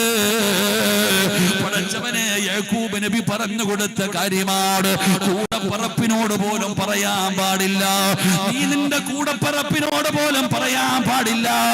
ഏ സഹോദരാ, നീ നന്നാകുന്നത് നിന്റെ കൂടപ്പറപ്പിന് ഇഷ്ടമല്ലടാ. നീ തകരാറ്, നീ കൊത്തുവാളയെടുക്കാൻ, നീ തീഗാനയിലാകാൻ പഠിച്ചവനെ സിഹ്ർ ചെയ്തത് കൂടപ്പറപ്പാടോ. അല്ലാഹുവേ, ഞാൻ ഏർവാടിയിൽ പോയപ്പോ ഒരു സഹോദരൻ ഓടി വന്ന് കരഞ്ഞുകൊണ്ട് പറയുന്നു, ഉസ്താദ് 8 കൊല്ലമായി ഉസ്താദ്, എല്ലാം പോയി ഉസ്താദ്, വല്ലാത്ത വല്ലാത്ത സങ്കടത്തിലാണ്. ഞാൻ അവിടെ നിന്ന് സമാധാനിപ്പിച്ചപ്പോ ആ മനുഷ്യൻ പറഞ്ഞത്, എന്റെ ഏറ്റവും വലിയ സങ്കടം 8 കൊല്ലമായി നരകിക്കുന്നതിലല്ല, ഇത് ചെയ്തതാരാണെന്നറിഞ്ഞപ്പോഴാണ് എനിക്ക് സഹിക്കാൻ കഴിയാത്തത്. എന്റെ സഹോദരനാ ഉസ്താദ് ഇത് ചെയ്തത്. സങ്കടത്തോടെ പറയുമ്പോ എല്ലാ കാര്യങ്ങളും എല്ലാവരോടും പറയാൻ പാടില്ല. യൂസഫ് എന്ന് പറയുന്ന മകനോട് വാപ്പ പറഞ്ഞു കൊടുത്തത് നാട്ടുകാരോട് പറയരുതെന്നല്ല, നിന്റെ ഇക്കാമാരോട് പോലും നീ ഇത് പറയണ്ട. അള്ളാഹു നമുക്ക് ഈമാൻ നൽകുമാറാകട്ടെ. ഉറക്കപ്പറ അല്ലാഹു ഈമാൻ നൽകുമാറാകട്ടെ. നമ്മളാണെങ്കിൽ നിനക്ക് എവിടെയൊക്കെ ബിസിനസ് ഉണ്ട്, എവിടെ നിന്ന് എത്രയൊക്കെ കിട്ടാനുണ്ട്, ഇനി ചോദിക്കാനൊന്നുമില്ല. പത്രത്തിൽ കൊടുത്തതുപോലെ നാട്ടുകാർക്ക് മൊത്തം അറിയാം. ഈ റോഡിലൊക്കെ പഠിക്കുമെന്ന് എല്ലാവർക്കും നമ്മളിങ്ങനെ പറഞ്ഞുകൊണ്ട് നടക്കുക. ഇതൊക്കെ എന്റെ പ്രിയപ്പെട്ട സഹോദരങ്ങൾ അങ്ങനെ പറയാൻ പാടില്ല. പ്രത്യേകിച്ച് മക്കൾ, കൂടപ്പിറപ്പുകൾ അങ്ങോട്ടും ഇങ്ങോട്ടും പറയരുത്. മക്കൾക്കിടയിൽ ഒരിക്കലും വേർതിരിവ് കാണിക്കാൻ പാടില്ല. കാരണം എപ്പോഴാണ് ഇബ്ലീസ് കയറണമെന്നറിയില്ല, അവന് നല്ലതുണ്ടാകുമ്പോ പടച്ചവന് നമുക്ക് സഹിക്കൂല. ഒരാളോട് മാത്രം, ഒരു മകനോട് മാത്രം സ്നേഹം, മക്കൾക്കിടയിൽ വേർതിരിവ് കാണിക്കുന്നവരുണ്ട്. എന്റെ പ്രിയപ്പെട്ട സഹോദര, പടച്ചവനെ, ഇന്നെല്ലാവരും വേർതിരിവിന്റെ കാലമാണോ?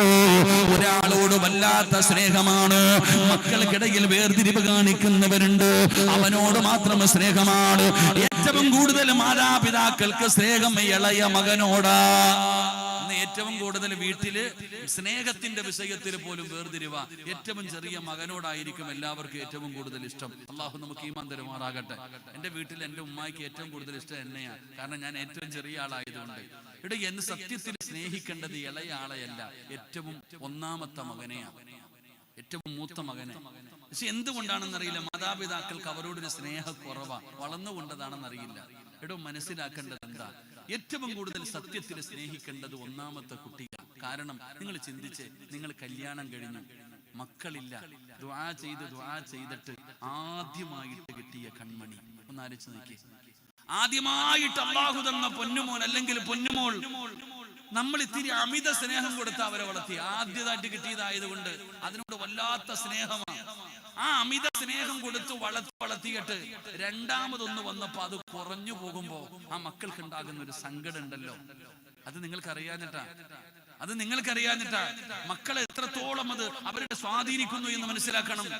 എന്റെ പ്രിയപ്പെട്ടവരെ, മക്കൾക്കിടയിൽ സ്നേഹത്തിന്റെ വിഷയത്തിലും ഒരു വിഷയത്തിലും മഹാനായ ആദരവായ പ്രവാചകൻ നബി മുഹമ്മദ് മുസ്തഫ സല്ലല്ലാഹു അലൈഹി വസല്ലമ തങ്ങളെ മസ്ജിദുൻ നബവിയിലെ സഹാബത്തിന്റെ മുമ്പിൽ ഇരിക്കുമ്പോ ഒരു മകൻ ഓടി വരികയാണ്, ഒരു ചെറിയ കുഞ്ഞോടി വരികയാണ്. വാപ്പാടെ ചാരത്തേക്ക് ഓടി വന്നപ്പോ അല്ലാഹുവിന്റെ റസൂലിനോട് പറഞ്ഞു, യാ റസൂലല്ലാഹ്, എന്റെ മകനാണ് നബിയേ എന്ന് പറഞ്ഞുകൊണ്ട് തന്റെ പൊന്നാര മകനൊരു ചുംബനം കൊടുത്തിട്ട് ആ വാപ്പ പിടിച്ചു മടിയിലിരുത്തുകയാണ്. നബി തങ്ങളൊന്നും മിണ്ടിയില്ല.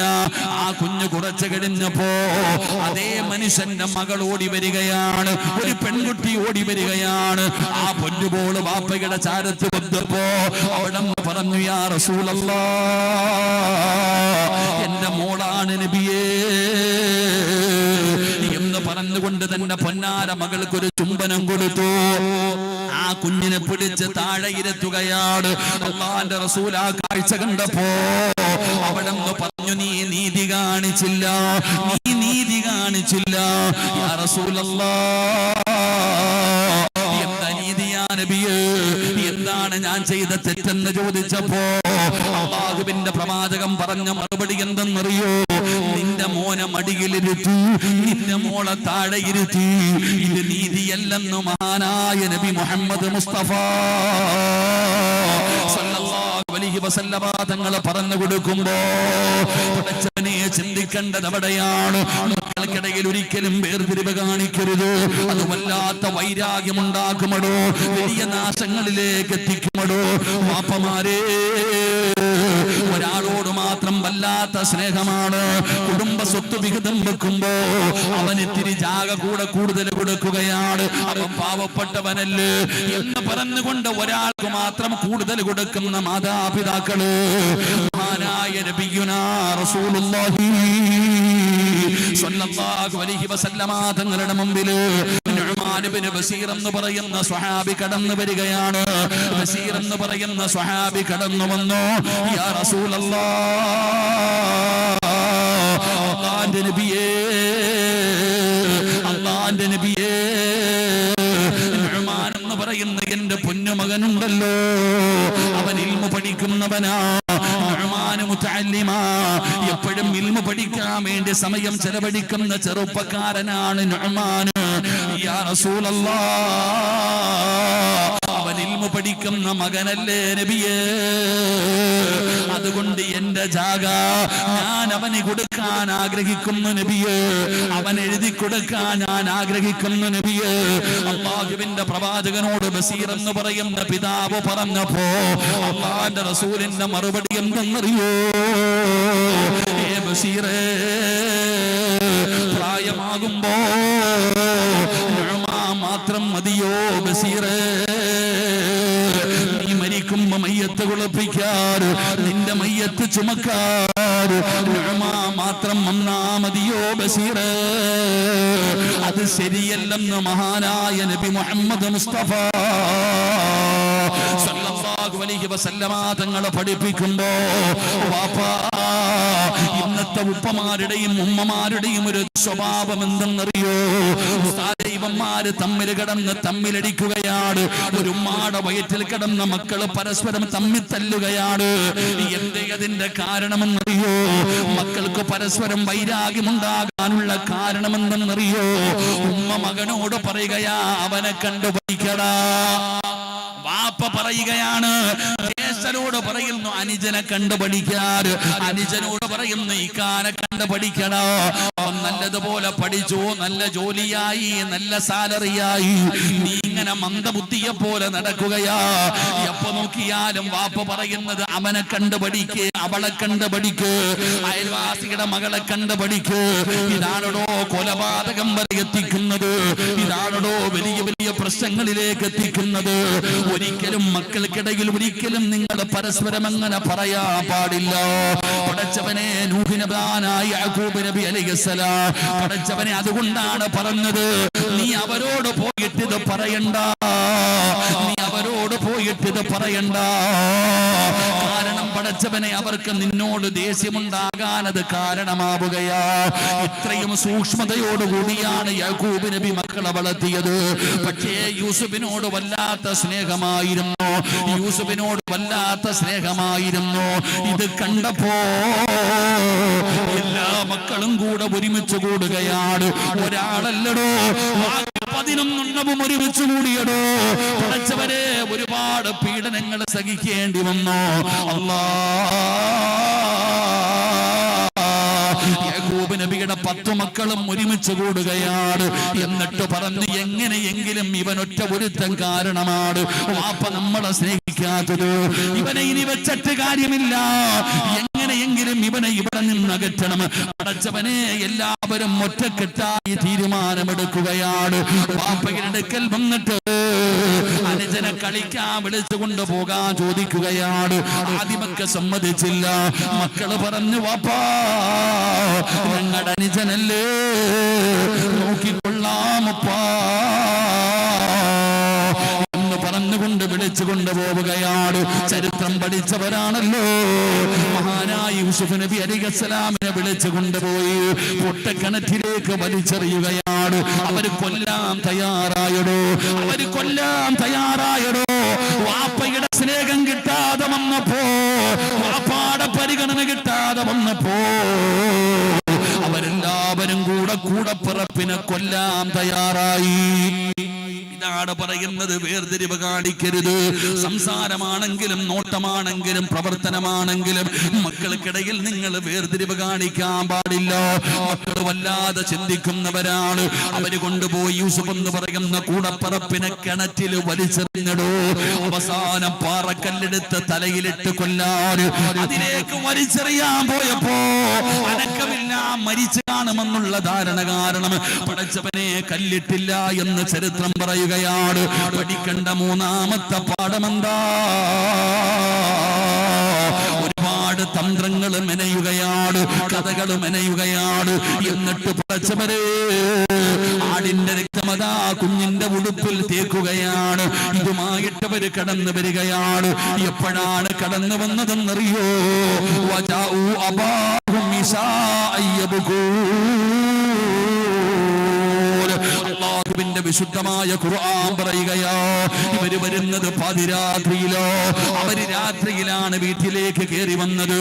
രാത്രിയുടെ പ്രത്യേകത എന്തെന്നറിയോ? പഠിക്കണേ ചെറുപ്പക്കാരോ, ഉപ്പമാരോട് പറയുന്നു, രാത്രിയുടെ പ്രത്യേകത എന്തെന്നറിയോ?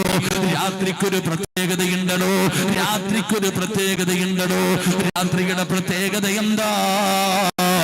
തെറ്റു ചെയ്യാനും മനസ്സുണ്ടാകുന്ന ഒരു സമയമാ. ഏതൊരു മനുഷ്യന്റെയും മനസ്സ് മാറുമടോ. തെറ്റുകൾ ചെയ്യാനും മനസ്സുണ്ടാകുന്ന ഒരു സമയം രാത്രിയിലാണ്. രാത്രിയായ സ്വഭാവം മാറുകയാണ്. പകല് മുഴുവനും മാന്യനാണ്, പകല് മുഴുവനും മാന്യനാണ്. രാത്രിയായി കഴിഞ്ഞ അവന്റെ സ്വഭാവം മാറുകയാ. നിങ്ങൾ നായ കാണാറുണ്ടല്ലോ. അല്ലാഹുവേ, വഴിയോരത്തും കടത്തുണ്ടെങ്കിലും നായ കിടക്കുകയാണ്. പകലതിന്റെ ചാരത്തുകൂടെ കടന്നു പോയാൽ അത് അനങ്ങുക പോലുമില്ല, ശാന്തമായി കിടക്കുകയാണ്. പക്ഷേ രാത്രിയായി കഴിഞ്ഞ ബൈക്കിന്റെ പുറകെ ഓടുകയാ, കാറിന്റെ പുറകെ ഓടുകയാ. ഒരാളെ പോലും പടച്ചവനെ നടക്കാൻ സമ്മതിക്കൂല. കയ്യിൽ കിട്ടുന്നത് കടിച്ചു കീറുകയാണ്. രാത്രിയുടെ പ്രത്യേകത അതാണോ എന്റെ പ്രിയപ്പെട്ട മുസ്ലിമേ? അതുകൊണ്ടാണ് നബിതങ്ങൾ പറഞ്ഞത്, അല്ലാഹുവിന്റെ റസൂൽ പറയുകയാ, ലാ തുർസിലൂ. അല്ലാഹുവിന്റെ പ്രവാചകൻ അവിടെന്ന് പറഞ്ഞു, വൈകുന്നേരമായ നിങ്ങൾ മക്കളെ പുറത്തു വിടല്ലേ എന്ന് നബി മുഹമ്മദ് മുസ്തഫ സല്ലല്ലാഹു അലൈഹി വസല്ലമ തങ്ങൾ പറയുകയാ. വൈകുന്നേരമായാൽ, മഗ്രിബിന്റെ സമയമായാൽ, സൂര്യൻ അസ്തമിക്കുന്ന സമയമായ നിങ്ങൾ മക്കളെ പുറത്തു വിടല്ലേ, നിങ്ങൾ മക്കളെ പുറത്തു വിടല്ലേ. അല്ലാഹുവിന്റെ പ്രവാചകൻ അവിടെന്ന് പറയുമ്പോ എന്റെ പ്രിയപ്പെട്ടവരെ, മറ്റൊരു ഹദീസിൽ കാണാ പെണ്ണുങ്ങളെയും പുറത്തു വിടാൻ പാടില്ല. എന്നാ 2026 ജീവിക്കുന്ന മുസ്ലിമേ, ഇന്നെല്ലാവരും പകല് ഉറക്കമാടോ. വൈകുന്നേരമായ എല്ലാവരും പുറത്തേക്ക് ഇറങ്ങുകയാ. അമ്മയും മക്കളും അതാ പുറത്തേക്ക് ഇറങ്ങുകയാണ്. മഗ്രിബിന്റെ സമയമായ പിന്നെ രാത്രി മുഴുവനും കറങ്ങി നടക്കുകയാണ്. ചോദിക്കാനും പറയാനും ആരുമില്ലടോ. എന്റെ പ്രിയപ്പെട്ടവര്, 18ഉം 20ഉം വയസ്സുള്ള മക്കൾ ഇങ്ങനെ അലഞ്ഞു തിരിഞ്ഞു നടക്കുകയാണ്. എവിടെ പോയാലും, ഏത് കടയിൽ പോയാലും, ഈ അടുത്ത് മങ്ങനാപുരത്ത് ഞാനൊരു കടയിൽ ചെല്ലുമ്പോ 2:45 3 മണിയായി. സഹോദരാ, വാപ്പാ നീ അറിയണം വാപ്പാ, പടച്ചവനെ 2 മണി കഴിഞ്ഞ് 3 മണി സമയമായി. ഹോട്ടലിലേക്ക് കയറി ചെല്ലുമ്പോ 25 വയസ്സിന്റെ താഴെ പ്രായമുള്ളവരല്ലാതെ ഒരാള് പോലുമില്ല. 18ഉം 20ഉം വയസ്സുള്ള ചെറുപ്പക്കാരികളും ആൺകുട്ടികളും പെൺകുട്ടികളും ഇരുന്ന് ഭക്ഷണം കഴിക്കുകയാ, തമാശ പറയുകയാ. എന്തൊക്കെയാണോ അല്ലാഹുവേ, പ്രായമുള്ള ഒരാളെ പോലും കാണാനില്ല. എല്ലാവരും പർദ്ദയിട്ടവനുണ്ട്, ഹിജാബ് ഇട്ടവനുണ്ട്. അധികവും മുസ്ലിം പെണ്ണുങ്ങളാണോ, മുസ്ലിം ചെറുപ്പക്കാരാണോ? എന്തേ സഹോദരാ, പടച്ചവനെ, മാതാപിതാക്കൾക്ക് മക്കളുടെ വിഷയത്തിൽ ഒരു ഉത്തരവാദിത്തമില്ല, അടിച്ചു വിട്ടിരിക്കുകയാണ്. ഉമ്മയ്ക്ക് ഉറങ്ങിയാ മതിയല്ലോ. രാത്രി 1 മണിക്കും 2 മണിക്കും മകൻ വന്ന് വിളിക്കുമ്പോ ഉറക്കം ശരിയാകുന്നില്ല. ഉമ്മ താക്കോല് കൊടുത്തിരിക്കുകയാ, ഇന്ന സ്ഥലത്തിരിപ്പുണ്ട്, താക്കോല് ഇന്ന സ്ഥലത്തിരിക്കുന്നുണ്ട്, ഇല്ലെങ്കിൽ എന്നെ വിളിക്കണ്ടടാ മോനെ. ഉമ്മ താക്കോല് കയ്യിൽ കൊടുത്തിരിക്കുകയാണ്. നീ തോന്നുമ്പോ വന്ന് കിടന്നുറങ്ങിക്കോ. എന്റെ പ്രിയപ്പെട്ട ഉപ്പമാരെ, അല്ലാഹുവിന്റെ റസൂല് പഠിപ്പിച്ചതെന്തെന്നറിയോ?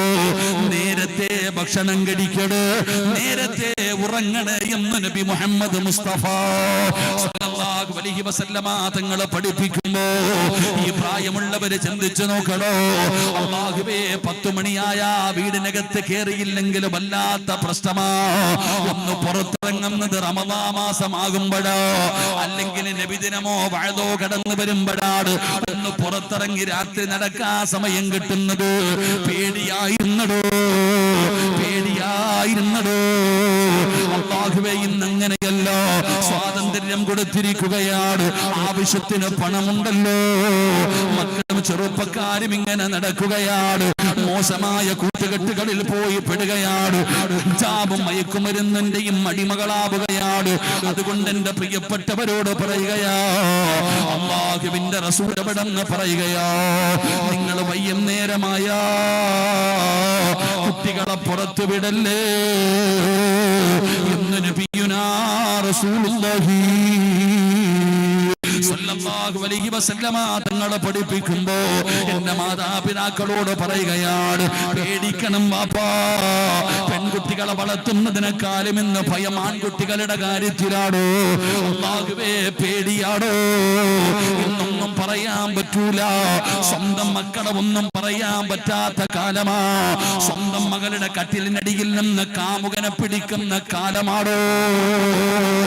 സ്വന്തം മകളുടെ ബെഡ്റൂമിന്റെ കട്ടിലിനടിയിൽ 2 ദിവസം കാമുകന് കടന്നിട്ട് പോലും പടച്ചവനെ അറിയാൻ കഴിഞ്ഞില്ലെങ്കിൽ മക്കളുമായിട്ടുള്ള ബന്ധമൊന്ന് ചിന്തിച്ചു നോക്കണോ? സ്വന്തം കൂടപ്പറപ്പാ ഹെൽപ്പ് ചെയ്ത് കൊടുക്കുന്നത്, ഫോൺ വിളിക്കാൻ, പടച്ചവനെ ചാറ്റാനും കറങ്ങാനും സപ്പോർട്ട് ചെയ്ത് കൊടുക്കുന്നത് കൂടപ്പറപ്പാടോ? എന്തൊരതാപാടോ? തെറ്റ് കണ്ടാ തിരുത്തേണ്ടവരല്ലേ? ഇതെന്റെ ഇക്കയല്ലേ, ഇതെന്റെ അനിയത്തിയല്ലേ, ഇതെന്റെ സഹോദരനല്ലേ, അവൻ തെറ്റ് ചെയ്താ തിരുത്തി കൊടുക്കേണ്ട കാലമല്ലേ? പക്ഷേ മറന്നുപോയടോ, എല്ലാം സപ്പോർട്ട് ചെയ്യുകയാണ്, പടച്ചവനെ എല്ലാം പറഞ്ഞു കൊടുക്കുകയാണ്, തെറ്റ് ചെയ്യാൻ സഹായം ചെയ്തു കൊടുക്കുന്നത് കൂടപ്പുറപ്പ് തന്നെയാണ്. വല്ലാതെ പേടിക്കേണ്ട ഒരു കാലത്താണ് നമ്മൾ ജീവിക്കുന്നത്. മാതാപിതാക്കളെ തല്ലിക്കൊല്ലുന്ന മക്കളുടെ കാലമാണോ? ഫോൺ കൊടുത്തതാ, ഫോൺ കൊടുത്തില്ലെങ്കിൽ ആത്മഹത്യ ചെയ്യുന്ന കാലമാണ്, കടക്കാൻ വിട്ടില്ലെങ്കിൽ ആത്മഹത്യ ചെയ്യുന്ന കാലമാണ്. അല്ലാഹുവേ ഞങ്ങളുടെ മക്കളെ നീ നന്നാക്കണേ അല്ലാ. പടച്ചവരെ ഞങ്ങളുടെ മക്കളിലൂടെ കണ്ണുനീര് കുടിക്കേണ്ട ഒരു ഗതികേട് വരുത്തല്ലേ അല്ലാ. റഹ്മാനായ അല്ലാ, മരിച്ചു ഖബറിൽ കിടക്കുമ്പോ റബ്ബിർഹംഹുമാ കമാ റബ്ബയാനി സഗീറാ എന്ന് ദുആ ചെയ്യുന്ന മക്കളാക്കണേ അല്ലാ.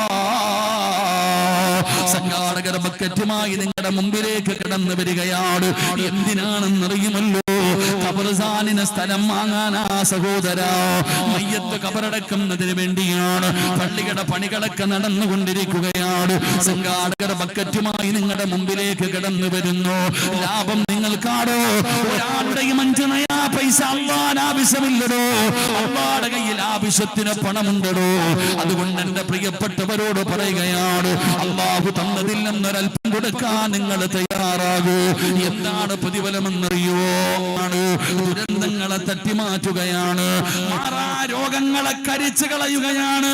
ഇന്ന് വഴുതിന് വന്നപ്പോ ഏറ്റവും സങ്കടം എന്തെന്നറിയോ? എനിക്ക് വല്ലാത്ത സങ്കടം തോന്നിയടോ. വണ്ടിയിൽ വന്ന് പുറത്തേക്ക് ഇറങ്ങിയപ്പോ ജമാഅത്തിന്റെ പ്രസിഡന്റ് എന്നോട് പറഞ്ഞു, ഉസ്താദേ ഒരു കുഞ്ഞിനെ കാണാൻ കൊണ്ടുവന്നിട്ടുണ്ട്, ഒരു പൊന്നുമോളെ കാണാൻ കൊണ്ടുവന്നിട്ടുണ്ട്, ഉസ്താദേ ഒന്ന് ദുആ ചെയ്യണേ. എന്റെ പ്രിയപ്പെട്ടവരെ, ഒരു വാപ്പ തന്നെ കുഞ്ഞിനെ കയ്യിൽ പിടിച്ചു കൊണ്ടുവന്നിരിക്കുകയാണ്. ഉസ്താദേ കണ്ണിലെ ക്യാൻസറാ, കണ്ണിന് ട്യൂമറാണെന്ന് പറയുകയാണ്. ആ മോൾ എന്നെ ഒന്ന് നോക്കി ചിരിച്ചടോ. അല്ലാഹുവേ, ഉപ്പാടെ തോളിൽ ഇങ്ങനെ ഇരിക്കുന്ന ആ കുഞ്ഞു മുഖത്ത് നോക്കിയിട്ട് ചിരിക്കുകയാണ്. അല്ലാഹുവേ, ഈ മജ്‌ലിസിന്റെ ബറക്കത്ത് കൊണ്ട്, നിന്റെ പരിശുദ്ധമായ ഖുർആനിന്റെ ബറക്കത്ത് കൊണ്ട്, ഈ ശഅബാൻ മാസത്തിന്റെ ബറക്കത്ത് കൊണ്ട്, വരാനിരിക്കുന്ന റമദാനിന്റെ ബറക്കത്ത് കൊണ്ട് ആ പൊന്നു കുഞ്ഞിനോട് കരുണ കാണിക്കണേ അല്ലാ. ശിഫ കൊടുക്കണേ അല്ലാ. അതുകൊണ്ട് എന്റെ പ്രിയപ്പെട്ടവരോട് പറയുകയാണ്, ഒരുപാട് രോഗം കൊണ്ട് പ്രയാസപ്പെടുന്നവരുണ്ടോ? ഉസ്താദേ, ഏത് മരുന്ന് കഴിച്ചിട്ടും എന്റെ രോഗം മാറുന്നില്ല. സങ്കടം പറയുന്ന ഒരുപാട് പേരുണ്ടല്ലോ, സങ്കടം പറയുന്ന ഒരുപാട് പേരുണ്ടല്ലോ. ഒരു മരുന്ന് പറഞ്ഞു തരട്ടെ വാപ്പാ? ഉമ്മമാരെ, ഒരു മരുന്ന് പറഞ്ഞു തരട്ടെ ഉമ്മ.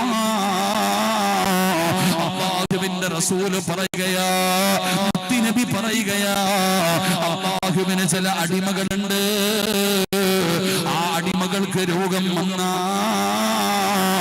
അവര് സദക്ക കൊടുത്ത് ചികിത്സിക്കുമെന്ന് ആദരവായ പ്രവാചകൻ നബി മുഹമ്മദ് മുസ്തഫ സല്ലല്ലാഹു അലൈഹി വസല്ലമ തങ്ങൾ പറയുകയോ, അവരുടെ രോഗങ്ങളെ അവര് സദക്ക കൊടുത്ത് ചികിത്സിക്കുന്നവരാ, അവരുടെ രോഗങ്ങളെ അവര് സദക്ക കൊടുത്ത് ചികിത്സിക്കുന്നവരാ. മോനെ, ഡോക്ടറെ കാണണമെങ്കിൽ 300-500 ഫീസാടാ പോരെ. പകറ്റ് നിന്റെ മുമ്പിൽ കടന്നു വരുമ്പോ പടച്ചവനോട് പറയണം, എന്റെ ശരീരത്തിൽ ക്യാൻസറോ ട്യൂമറോ കിഡ്നി രോഗമോ ലിവർ രോഗമോ ഏതെങ്കിലും മാരകമായ രോഗത്തിന്റെ അണുക്കൾ എന്റെ ശരീരത്തിലുണ്ടെങ്കിൽ റഹ്മാനായ അല്ലാഹ് ഈ കൊടുക്കുന്ന സദക്കയുടെ ബറക്കത്ത് കൊണ്ട് കരിച്ചു കളയണേ അല്ലാഹ്, ശിഫയാക്കണേ അല്ലാഹ്, പനിയാക്കി മാറ്റണേ അല്ലാഹ്. കൊണ്ടൊരു സദക്ക ചെയ്തോ അർഹമുർ റഹീമായ അല്ലാഹ്, മനസ്സു നൽകണേ അല്ലാഹ്.